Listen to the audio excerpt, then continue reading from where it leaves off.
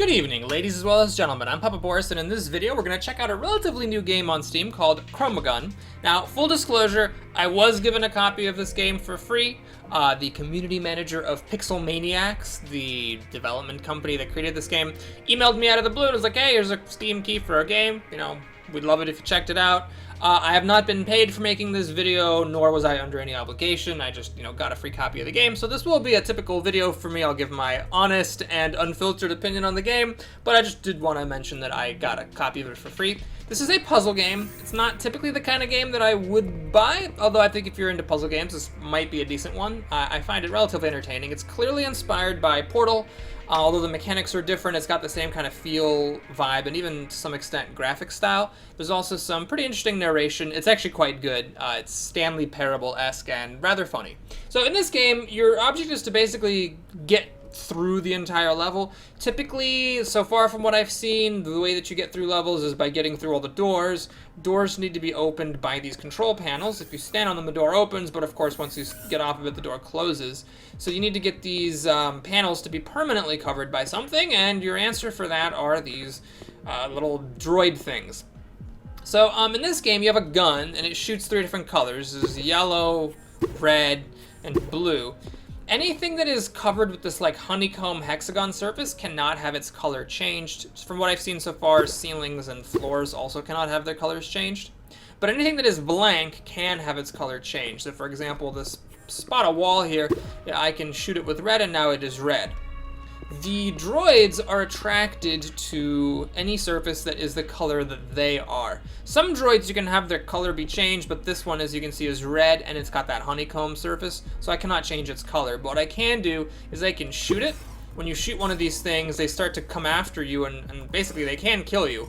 Luckily, they're much more interested in walls than they are in you, so as long as there's a wall of the droid's color, it will ignore you, and it will go towards that wall if it is close enough. So now that this thing's hovering here, or hovering there, I can go into the next room.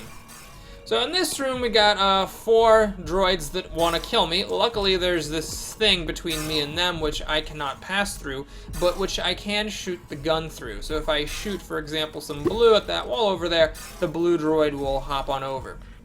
Now we have a green droid here. Green is not a setting on the gun, but as you know from grade school, if you combine blue with yellow, you create green, and that will cause the green droid to go over there. If you combine yellow with red, you create orange, and that will get the orange droid to go over there. And finally, if you combine red with blue, you make purple, and that gets the purple droid to go over there. So now that they're all occupied opening the doors for you, you can advance into the next room.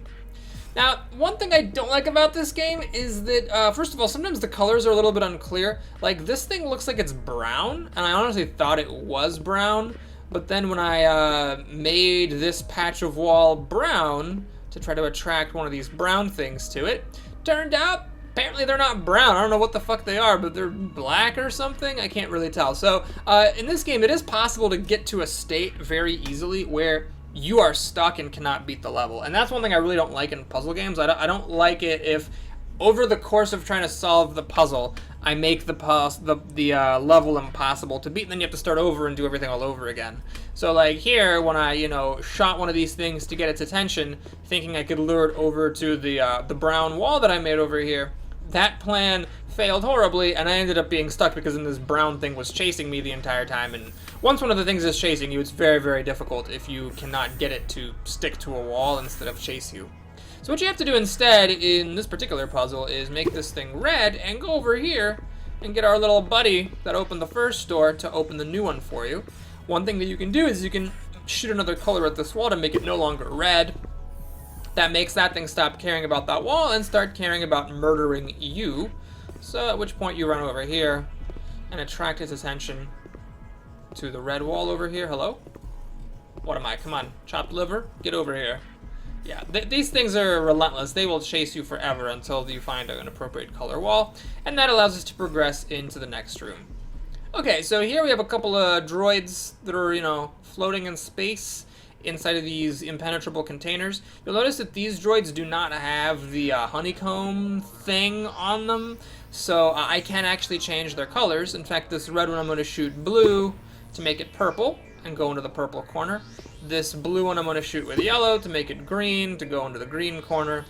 The yellow one, we'll shoot it with red to make it orange and go into that corner.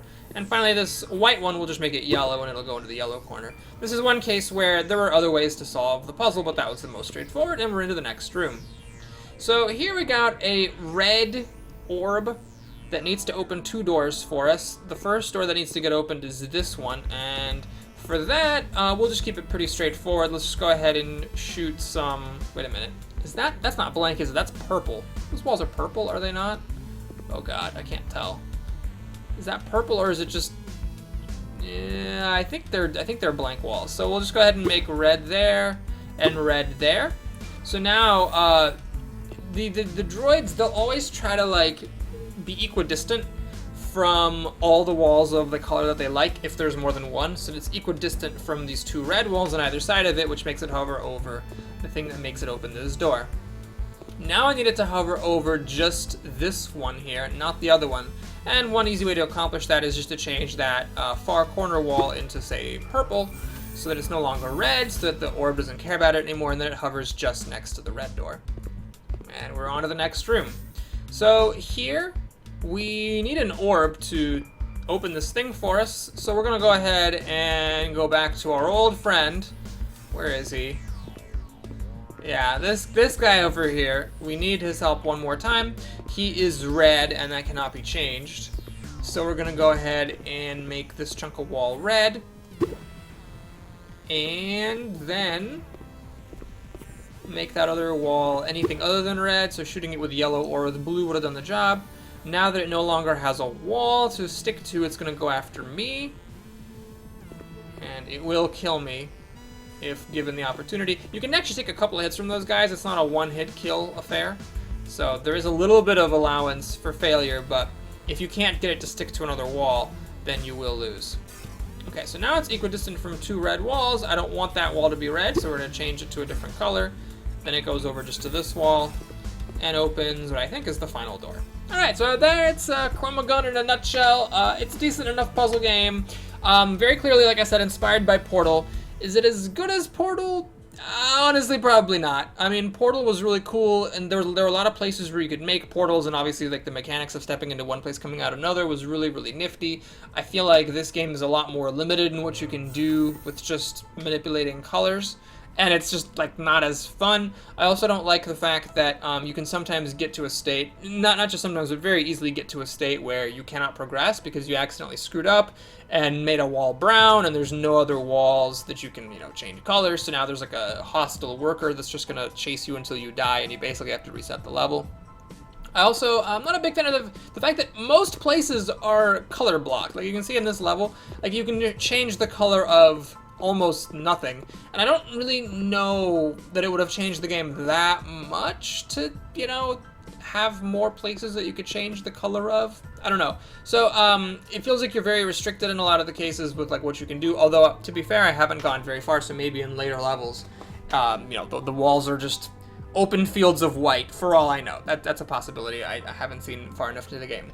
That said, if you like puzzle games, this is a pretty well made first-person shooter puzzle with some funny narration. Most of it was in the tutorial levels, which I kind of skipped for the purposes of this video. So if you like puzzle games, you might like it.